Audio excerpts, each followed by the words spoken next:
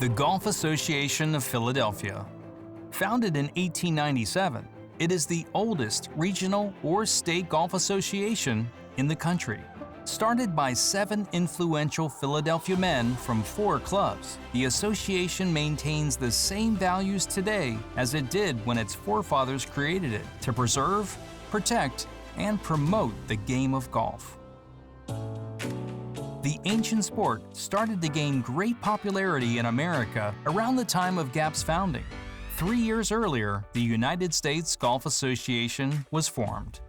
After a friendly competition in 1896 between Devon Golf Club and Philadelphia Cricket Club, it was determined an organization was needed to broaden the game's local appeal. That competition morphed into GAP's cornerstone event, the GAP Team Matches. On February 5, 1897, outside of the Market Street National Bank, representatives from the Belmont Golf Association, now known as Aronimink Golf Club, Marion Cricket Club, Philadelphia Country Club, and Philadelphia Cricket Club met. GAP was born. It's no coincidence the association's early champions remain an influence in GAP today. Albert Hazeltine Smith, the GAP's first champion, was the leader of the most significant group of men in Philadelphia golf history.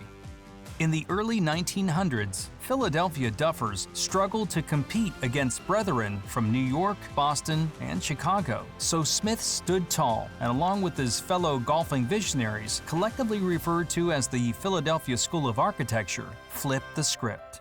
Countless clubs benefited from the group's touch, with 3 of the founding 4 maybe being the biggest beneficiaries. Marion Golf Club's fabled East Course was built in 1912 by agronomy expert and Philadelphia School and Marion member Hugh Wilson. The Ardmore Avenue masterpiece, a vision of Wilson's studies. A decade later, an outspoken A.W. Tillinghast built Philadelphia Cricket Club's gem of a Wissahickon course. Tillinghast, a Renaissance man who, like Wilson, was a club member, was vocal about the importance of building a new modern golf course on land owned by the club. His resume included some of the most iconic tests in golf. Philadelphia Country Club moved to its location in 1924, where William Flynn completed a work of art. Flynn, though a native New Englander, embodied the eagerness and collaborative spirit of the Philadelphia School. He would mimic nature in truly brilliant ways, said local Flynn expert Wayne Morrison. The odd club out was Aronimink Golf Club. Though not designed by a Philadelphia School pupil, the club turned to one of the most recognizable designers of that age, the venerable Donald Ross. His words say it best. When Albert Hazeltine Smith won the 1897 Philadelphia Individual Championship, he did so out of Philadelphia cricket. The very next year, his brother William Pulteney Smith and running mate Harold McFarland started a club trend that continues to this day.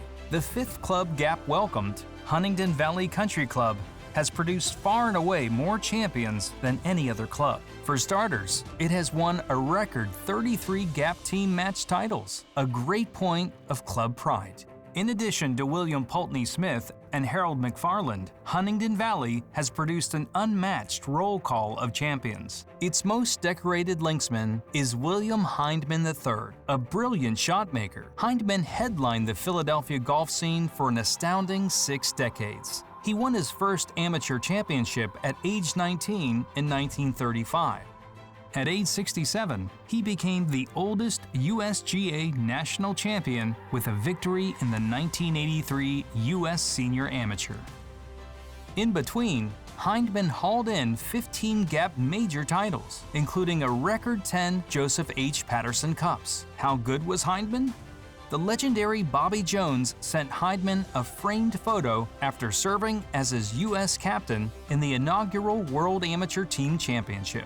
The note read, "The 17th hole, the road hole, St. Andrews, where I saw Billy Hindman hit the greatest shot of my life." He had a creativity about him. There was just almost no shot that he couldn't play. He was such a perfectionist, and he was so good that when he hit a bad shot, sometimes he would let it get to him. Bill Hindman clearly was one of the finest amateurs ever to play the game. And I think if you look at Philadelphia, Jay Siegel, Bill Hindman, Buddy Marucci's done well. On a national basis, there are a lot of good players that have come out of Philadelphia. Hindman represents 1/3 of GAP's Holy Trinity. The first member of that triad was J. Wood Platt.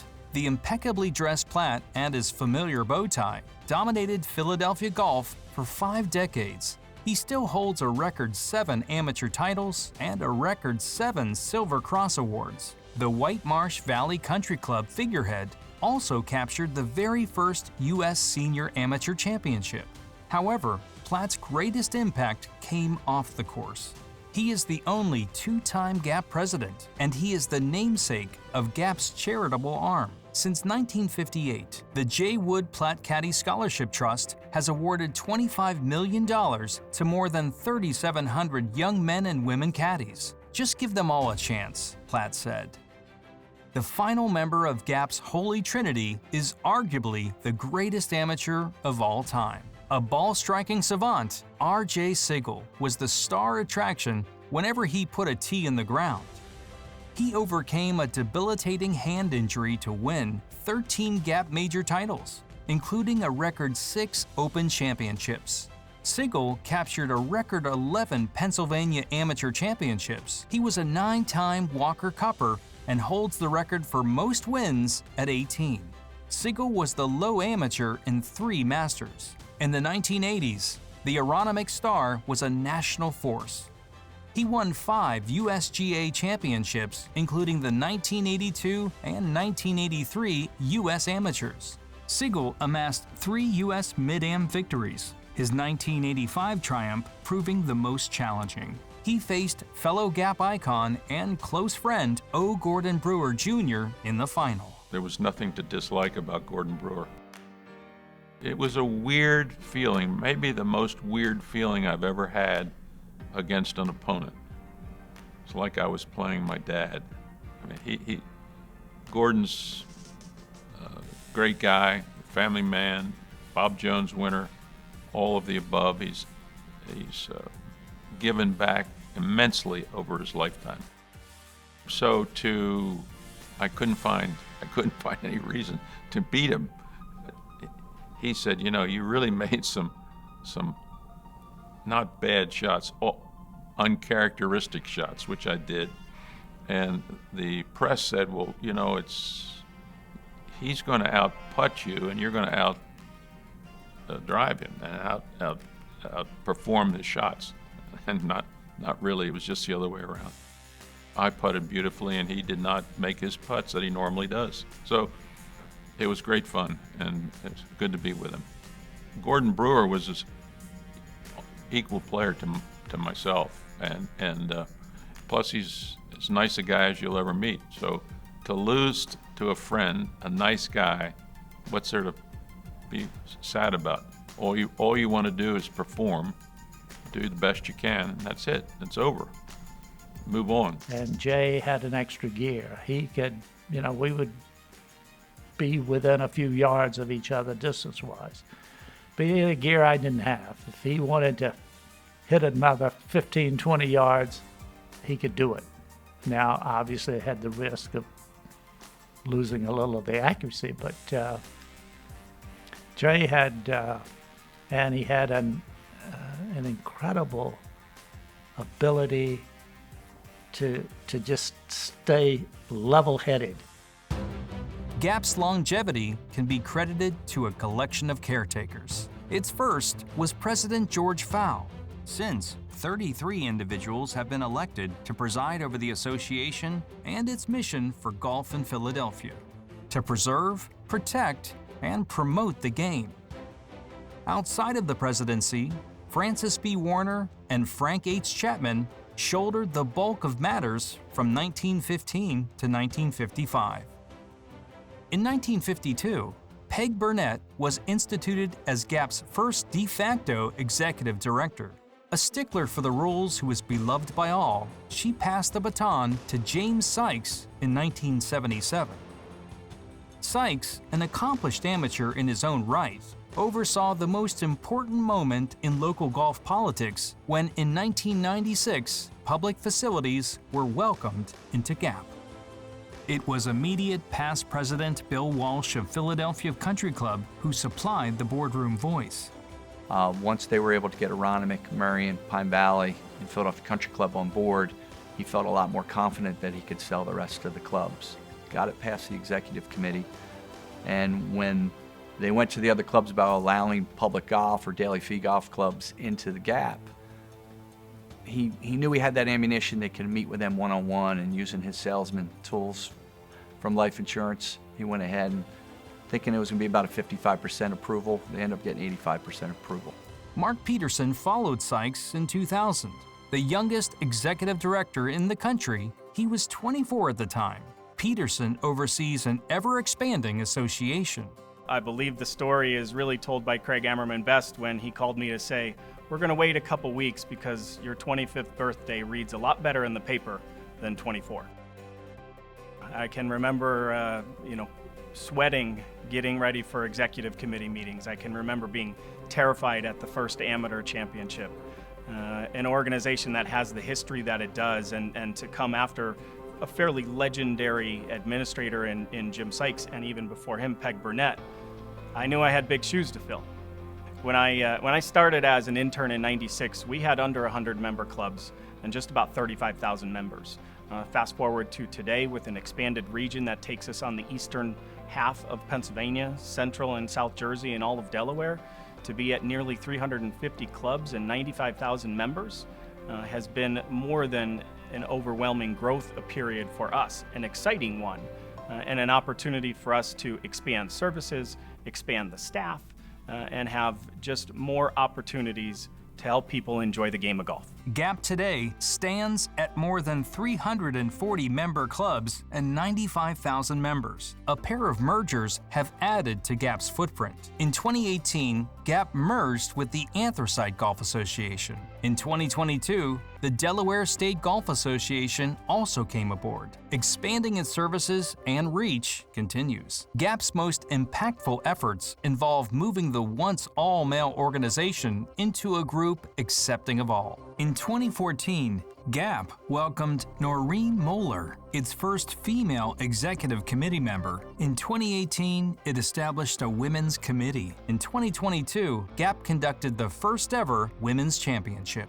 I think that we need to encourage women to play, compete, and have the experience. Because I think whether they want to, chase their competitive dreams, or they just want to learn life lessons and network, golf is a wonderful tool that we want them all to be aware of. We have crawled before we walked before we run, but we realize that as we look at our demographics of nearly 17,000 women members of our 95,000 members, we need to have programming for them. Women's programming is something that is near and dear to my heart, and I am really focused on. Public and private, male and female, junior and senior, scratch and net players, they are all welcome. 25 years ago, GAP celebrated its centennial with Arnold Palmer as its honored guest at the Pennsylvania Convention Center. Since, that logo has meant many things to many people. Michael McDermott sits among a quartet that has been the most visible in GAP the last 25 years. McDermott and his long-hitting contemporary Jeff Osberg have won a combined 15 majors since 2001, and they're still going. Both are also heavily involved in program development for the next generation. Chris Lang, an Overbrook legend and GAP Hall of Famer, was the first to complete the GAP Grand Slam in 2004. He has his hands tied to the current Cobbs Creek restoration project, Lang's good friend Chip Lutz stormed shores far and wide in becoming the top-ranked senior player in the world in the second decade of this century. Lutz is the first to capture the career life cycle. And I have so many, great memories. I can remember being here at Huntington Valley at the age of 11, playing in the juniors against Chip Lutz, who I just saw outside. And just last year, here at Huntington Valley, I was able to shoot my age, which was a big surprise. So that's that's from the age of 11 to the age of almost 68. So, I've got tremendous respect for GAP and everything you guys do. Golf here at GAP has just always been, home for me. And I've just loved playing here. I've now returned back to the Philly area after having competed internationally and throughout the country, and I still consider this to be home, and it's just gives me a great sense of pride to have been able to accomplish a lifetime of winning from the time I was young to now that I'm older to have accomplished what I have. All of these men can claim ties to their predecessors, hoisting the trophies the legends did before them.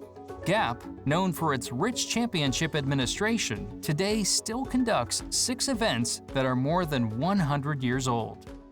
So there was a sort of an embedded respect for the history of GAP. I remember in particular being younger and starting to get a little better, and my dad would talk a lot about Jay Siegel and Gordon Brewer and Buddy Marucci and on. And it was always something that I aspired to be, to sort of be part of GAP in the same way that they were regarded as a part of GAP. That didn't happen overnight, certainly, but it was always something that I aspired to be a part of. The other certainly is just the size of the GAP, right? And everything that the GAP does now is just incredible, right? It's multi-state, it's men, it's women, it's junior, it's net. And so it's really incredible how the GAP has grown to try to care for everybody and not just about the Philly Am. And I think that's a terrific thing, because golf is not just a low handicap sport. And all did so under a GAP logo that's undergone 3 costume changes. The third and more recent debuting in 2019. GAP communicates to its members differently today than before. The biggest difference is when I first started getting active in GAP, my first year sort of bursting onto the scene was around 2000. I had played before, but that was when I really began to play a lot. That was the first year Mark Peterson, Kirby, and others became part of the GAP as well, or were in charge of the GAP, I should say. That was really the time when GAP just took it to an entirely new level. With the way they ran the tournaments and the social media, which is a newer thing, but just the video and articles and all the reporting on it was just incredible. So I think that's been a big change, how the coverage of the tournaments and how people outside of playing in it can follow it and really get behind it. But the message has never changed in 125 years. GAP is here to preserve, protect, and promote your game of golf.